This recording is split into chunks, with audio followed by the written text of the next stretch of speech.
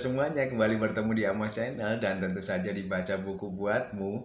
Kita sudah menemukan banyak sekali rahasia kecil menuju hidup bahagia dari buku yang kita baca. Dan hari ini kita akan melanjutkan lagi dan menemukan rahasia yang selanjutnya. Rahasianya adalah tentang pengertian.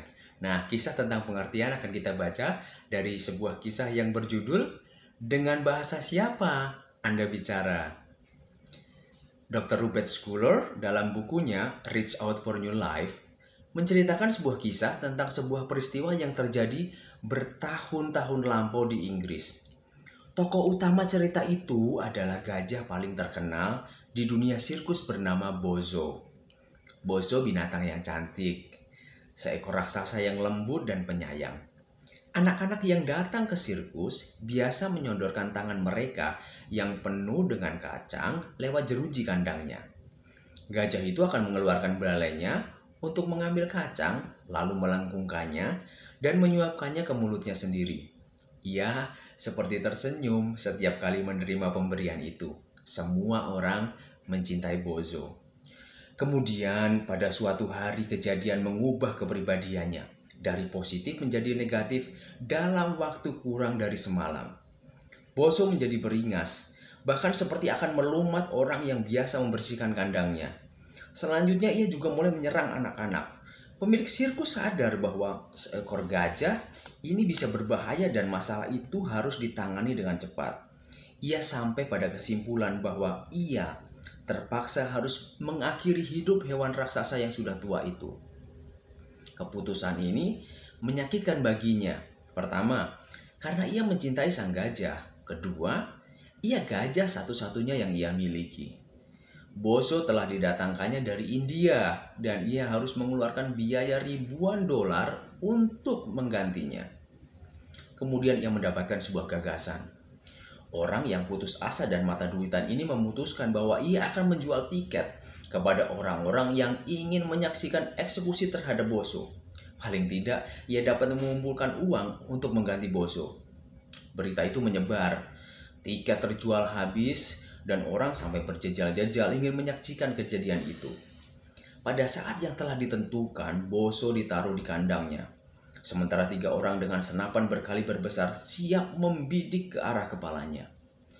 Hanya beberapa saat sebelum aba-aba untuk menembak diberikan, seorang lelaki pendek, agak gemuk, mengenakan topi derby warna coklat, melangkah keluar dari kerumunan. Berjalan menghampiri sang pemilik, lalu berkata, "Pak, ini tidak perlu. Ia bukan gajah yang jahat." Sang pemilik menjawab, "Sudah jelas ia beringas. Kita harus membunuhnya sebelum ada orang yang terbunuh olehnya." Lelaki kecil bertopi derby itu berkata lagi, "Pak, beri waktu saya 2 menit untuk menemuinya di dalam kandang. Dan saya akan membuktikan bahwa Anda salah. Ia bukan gajah yang jahat." Pemilik sirkus itu berpikir beberapa saat. Kemudian ia menjabat tangan lelaki tadi dengan keras sambil berkata, "Baiklah, tanda tangani dahulu sebuah catatan yang akan membebaskan saya dari semua tanggung jawab andai kata Anda terbunuh." Lelaki kecil itu mengambil secari kertas lalu menulis, "Saya membebaskan Anda dari semua kesalahan." Membubuhkan tanda tangannya, melipat kertas itu, kemudian menyerahkannya kepada sang pemilik sirkus. Pintu ke dalam kandang dibuka. Lelaki kecil itu melemparkan topi derby coklatnya ke tanah, lalu masuk ke dalam kandang. Segera setelah ia berada di dalam pintu di kandang dikunci lagi. Sang gajah mengangkat belalainya tinggi-tinggi, menggeram, kemudian memekik keras sekali. Akan tetapi gajah itu tidak menyerangnya. Sang lelaki kecil mulai mengajaknya bicara. Sambil menatap langsung ke kedua matanya. Orang-orang yang berada di dekat situ dapat mendengar lelaki kecil ini bicara. Tetapi mereka tidak memahami kata-kata yang diucapkannya. Tampaknya ia bicara dalam bahasa yang tidak mereka kenal. Gajah itu masih gemetar, tetapi setelah mendengar kata-kata asing dari lelaki kecil ini, ia mulai melenguh, menangis, dan mengangguk-anggukkan kepalanya. Orang aneh itu berjalan menghampiri Bozo dan mulai membelai belalainya. Hewan yang telah jinak kembali itu melilitkan belalainya ke kaki sang lelaki kecil, mengangkatnya, membawanya berkeliling kandang.